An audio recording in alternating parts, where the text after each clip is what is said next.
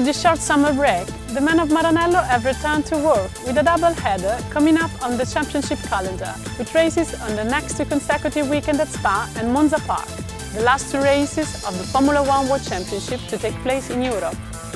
Luca Marmorini, head of engines and electronics, explains how Scuderia Ferrari is preparing for these races, as well as looking back at the recently completed first half of the season, and to the projects that are on the go for the future.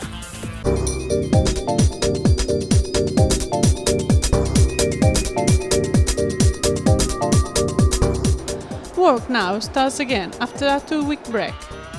Are you ready and refreshed? Can you really rest your mind in 2 weeks? Oh, surely 2 weeks have been great for recharging our batteries. 2 weeks are not a long time, but surely it's due to the fact that with this break, all the Formula One activities stopped. There are really 2 intense weeks where we can dedicate time to our family. If this time is good enough for refreshing, completing our minds, it's difficult. We don't want to lose concentration, so our mind is always preparing ourselves for the next challenge to come. And also sometimes in relaxing environment, far from daily routine job, good ideas can come as well. We go straight into 2 races that are very tough on the engines, with Spa followed by Monza. How does one tackle such a punishing schedule? Spa and Monza are 2 very challenging tracks for powertrain. 2 where the importance of engine power is higher in terms of lap time. We have not a lot of freedom to modify engine to increase power, but still we can work on fuel and lubricants, for example. We can work intensively on decreasing performance degradation through the engine life. Monza is a very quick track. The wide open throttle percentage is the highest in all the championship. So this is a very challenging chance for engine to show how good it is. From a purely engine point of view, how would you assess the first part of the season? Well, that's quite difficult to make a judgment of the first part of the season. I would say we are in target at the moment. We are fully focused on the second part of the season. It's very important for us to confirm the good work we have done so far. From an engine point of view, we are in target in terms of reliability and performance, but also we are quite happy about the result we got so far from the electronic side and the cares. We didn't stop the three teams where we put our powertrain at the moment. And on the electronics and cares front?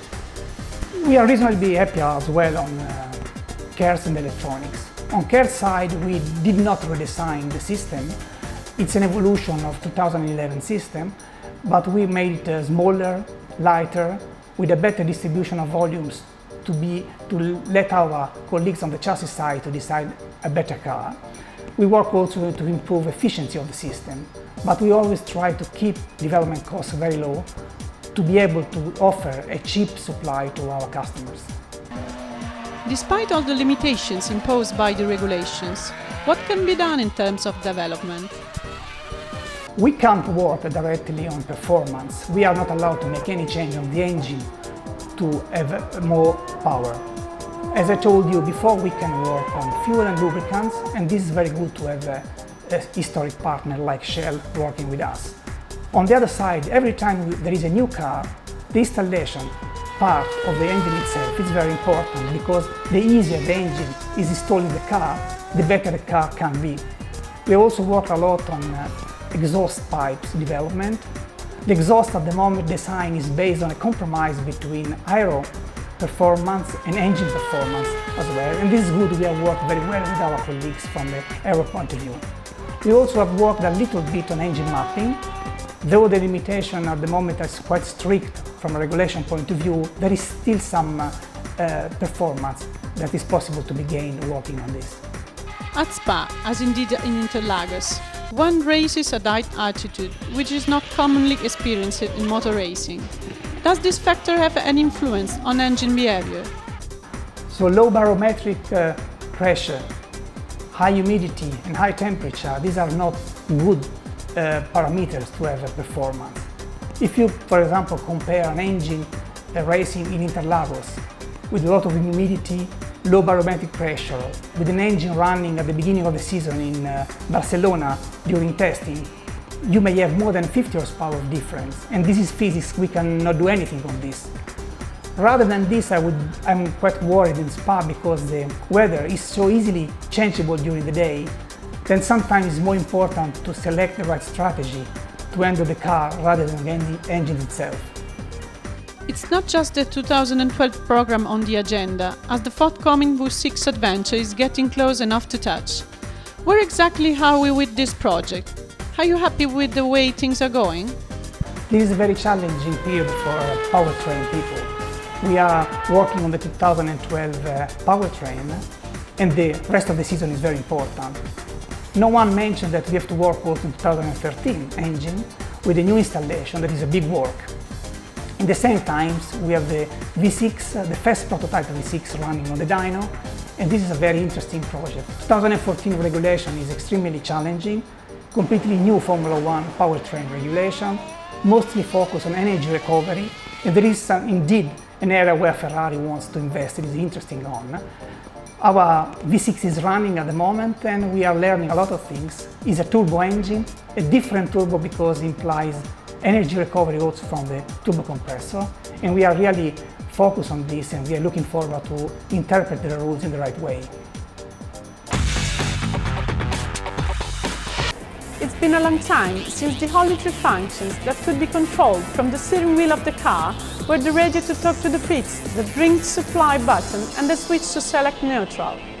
In the section that looks into the workings of the car, Andrea Beneventi, Head of Electronics Management, explains the 29 functions controlled by switches and buttons of the 2012 steering wheel.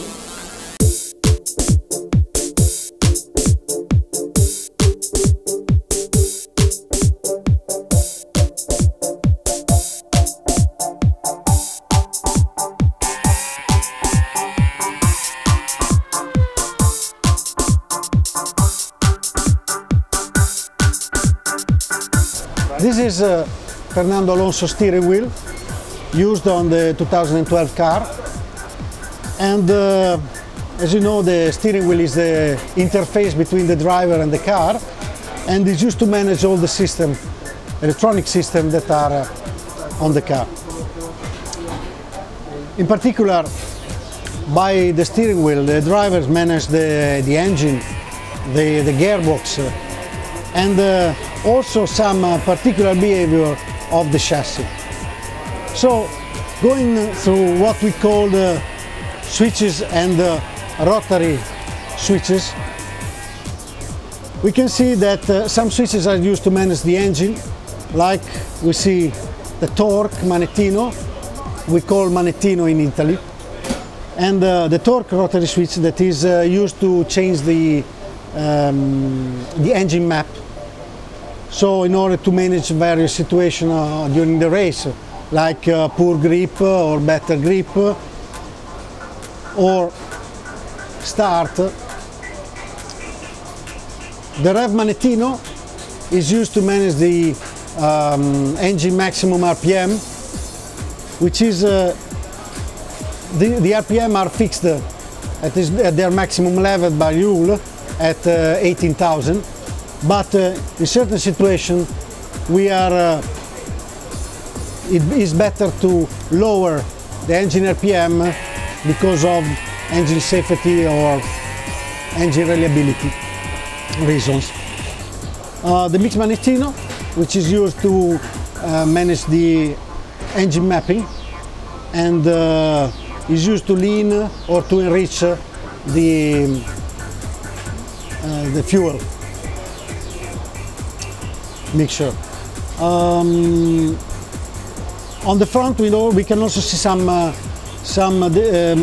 switches used to manage the curse, the energy recovery system, which is in particular we have the boost manettino.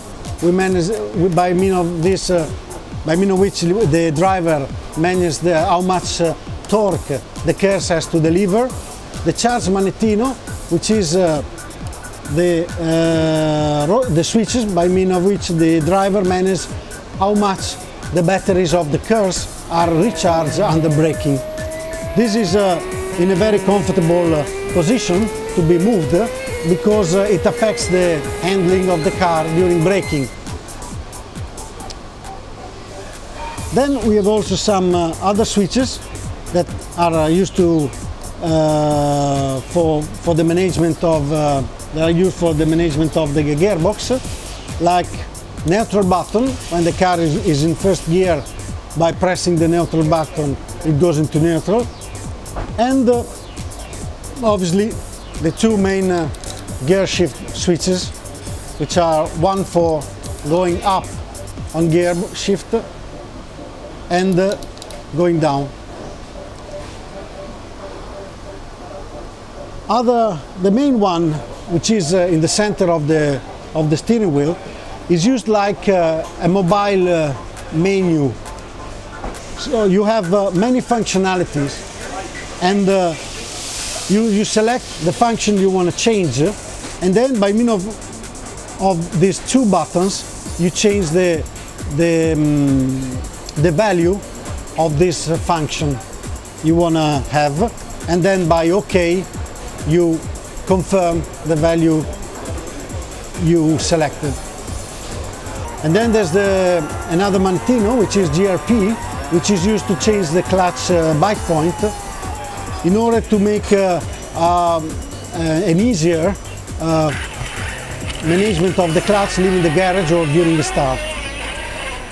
Then there are other switches used to in particular situation during the race, like a wet condition start, where the driver by means of this is like moving many switches, and it makes the life of the driver easier.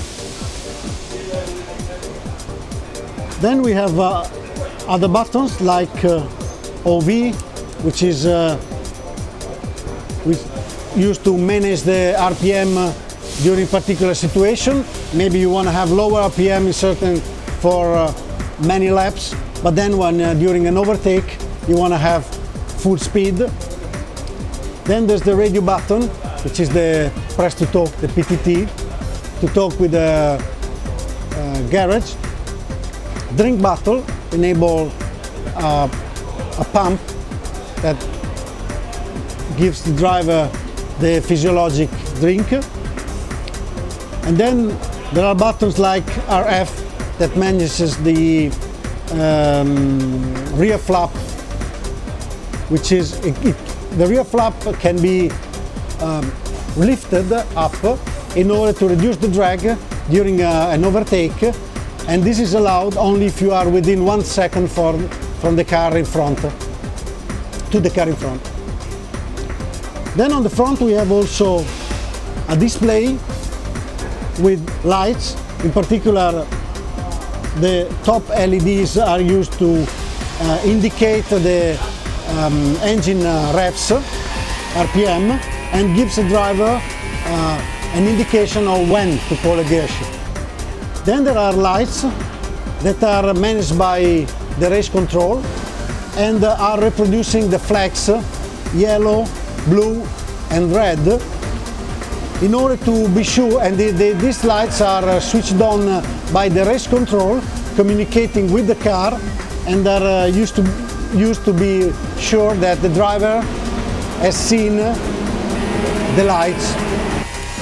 Then we have two clutch levers with the same functionality, and there is one left and one right, because each driver manages the one that he is more comfortable with. As we said, the steering wheel is the interface between the car and the driver, and therefore ergonomically and in terms of functionality, each driver has a different steering wheel. So all the buttons can be programmed according to driver's feeling, and also the grip is made on driver's hand.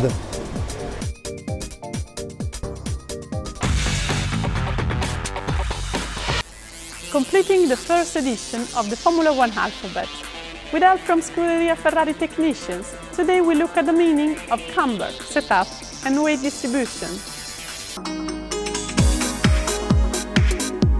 Camber refers to the wheel geometry that you have on the front and rear wheels, and it's the angle, the vertical angle from the floor. We put more camber, classically, to have more lateral cornering force on the tyre. So if, for example, you have turning understeer, where the car doesn't turn as sharply as you want, you can add more front camber, so more negative camber, which means more inclined front wheel angle, and this should give you less understeer. That's camber. Setup.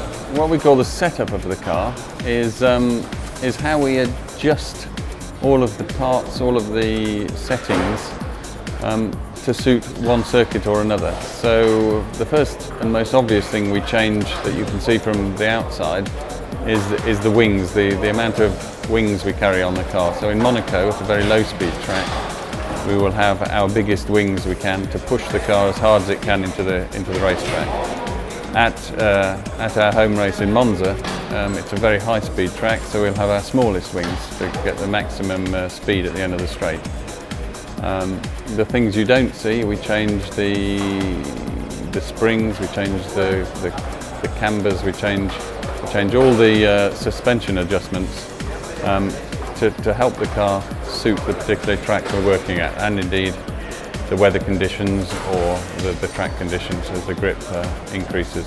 So that is the job of the race engineers, Rob and Andrea, to give that information to the mechanics who do the work on the car to make it best suit the racetrack.